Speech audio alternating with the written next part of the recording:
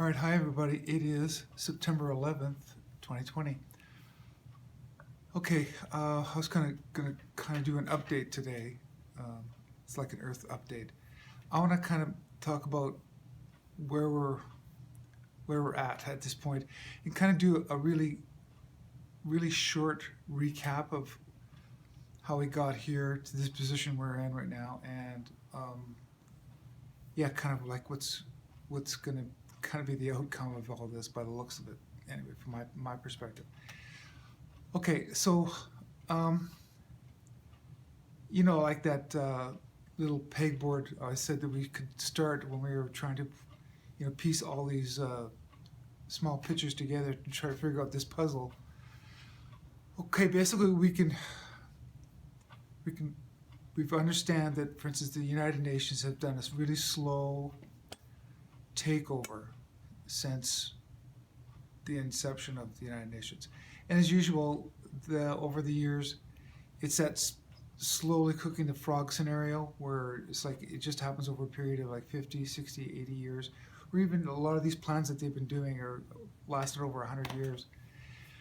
So basically, as we all kind of have figured out by now, that UN has basically was designed to take away the sovereignty of countries and put it under control of non-elected people, basically appointed people, which will basically dictate what is good for Earth, according to them.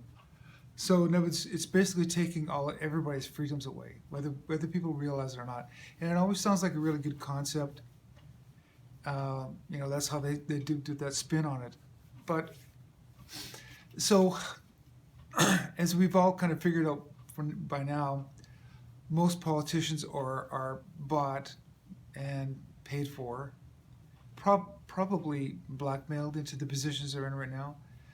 Same with the banks, the judicial system. Basically, we realize right now we're at the point where this has been a slow invasion. Is more, I was going to say, like a world coup, but it's basically like an invasion, really slow and subtle invasion that nobody would detect, except for not just me, but a lot of people out there have been kind of, seeing these red flags being raised from time to time, going, that doesn't make sense, or that's kind of odd. How come the UN is doing this, and how come we're invading that country? For what reason again? We're basically questioning everything like that. So, as we all kind of realized, one of the very first presidents in a long time that was elected was Donald Trump in 2016. For most of us that were looking from the sidelines and not really figuring it out at that point, we're just thinking, well, here's another meet the new boss, same as the old boss, and whatever. It's kind of what we were expecting. But then he started doing things which was very unusual, not like any other president has done before. Creating more world peace than any other president before. Talked about our sovereignty of the United States, bringing jobs back, basically strengthen each country, things like that. It's like, wow, it's actually for the people. So this is kind of good news. But immediately we noticed also everybody was tearing him down. We're thinking, well, what did he do so wrong? Why is he supposedly so bad? And the mainstream media is absolutely the worst ones for this. But they're behind doing this. But basically, the United Nations, countries around the world, everything is like he suddenly became the most evilest man on planet Earth, according to them. But we also realized that he doesn't seem like it. He hasn't done anything wrong. So basically, we've all been kind of watching this play out. So, like a quick update to where the position we're in right now, we realized that obviously, whether you call it the Democrats or United Nations, but we all realized they absolutely hate Trump because he's destroying their plans to take over the world, basically, and take away the sovereignty of everybody. and also change this into some sort of socialistic country, that's going to be self-destructive. It's all about destroying America rather than building it up. So we see these two opposing sides now, butting heads, and a lot of us have chosen our sides for sure. We're like, well, I'd rather be on the side that does good things and wants to, fix the economy and everything. And then, which was kind of unexpected, was now he's also basically started a war against child trafficking and human trafficking. So now he's taking them on there, which is a global situation. This is like around the world. So he's been basically fighting for him and his team, and it's not just his team. There's so many good agencies out there that have gotten behind him, mostly the military in particular in his case. But basically, they're all tearing down these underground tunnels, basically freeing people, just trying to set the world right, to be really honest. And I think a lot of people see that now. So it's like, yeah, let's fix this problem. And I remember him even talking about that at the beginning of his administration when he said, okay, let the storm begin or something. And everyone's like, well, what does that mean? What are you talking about? And he's like, well, I can't really tell you right now. But now I understand what the storm was. It's like he is up against the world. He is trying to dismantle this slow boiling of this frog, which is us. And we're just starting to wake up to how deep this runs. But basically, he's out there fixing all these problems that they've manufactured. And so anyway, so the good part is we're winning for the first time. And to be honest, it's like a freeing of mankind. And also, you start realizing when you start going down the rabbit hole and investigating a lot of stuff, that we've been lied to about a lot of stuff. History, politics, catastrophes, weather manipulations, we've been lied to about a lot of stuff.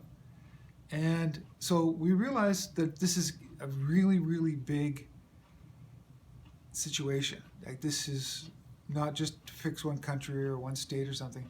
This is a global problem. And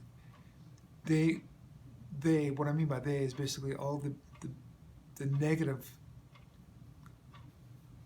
entities or groups are trying to make sure, to their best of their ability, and they're financing it like crazy, that Trump doesn't get elected. But as we all know, because if you watch the story unfold, it's like he absolutely has to, because he's, in a sense, it's our last hope. As well as, to be honest, the United States, the United States is almost like the last bastion of freedom. I mean, there's freedom all over the world to a certain extent. It's always a controlled freedom because we're being farmed. But if the United States falls, the world will fall. That's why it's not a coincidence that this war is being based from here. And that's why we're being attacked so much. And try to be, they realized the best way to destroy a country is from within. And that's what they've been doing around the world.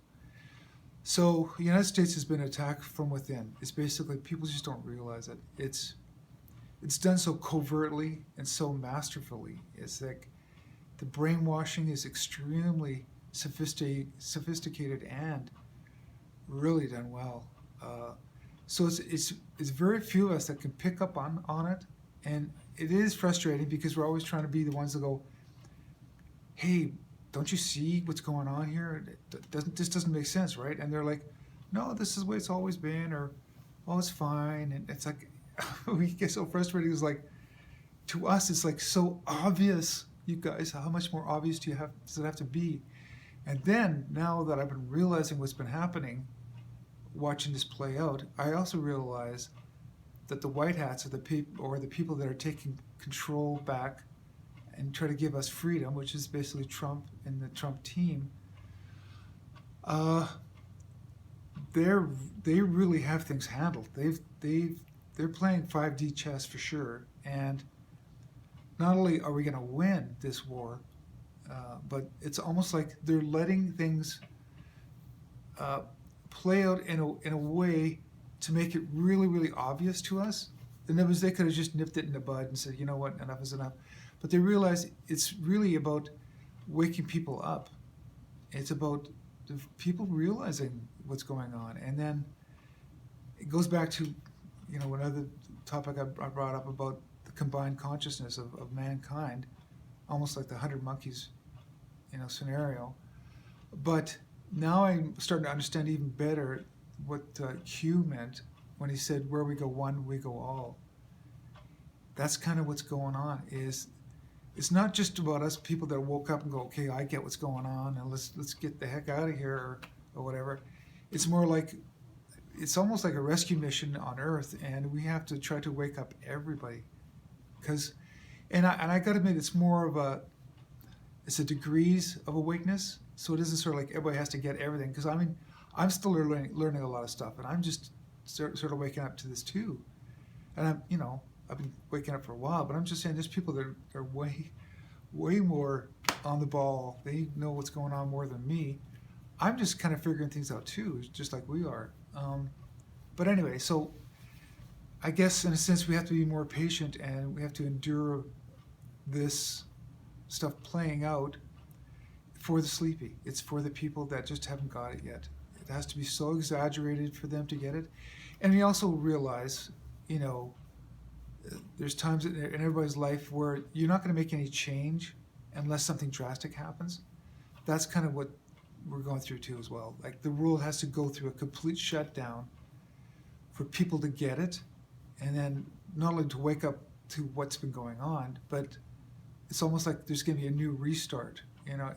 Well, definitely in the way we do banking, our judicial system will be cleaned up. It's about cleaning up all this corruption. So that's kind of where we're at. That's as I see it. Take this with a grain of salt as usual, but that's kind of how I'm seeing things play out here. And that's my Friday update for now. Still learning a lot of stuff. Still uncovering all this absolutely fantastic corruption. It's just beyond imagination how far and wide it's gotten. So anyway, okay, that's it, and I'll do another video probably on Sunday or something. So have a good weekend. Okay, bye.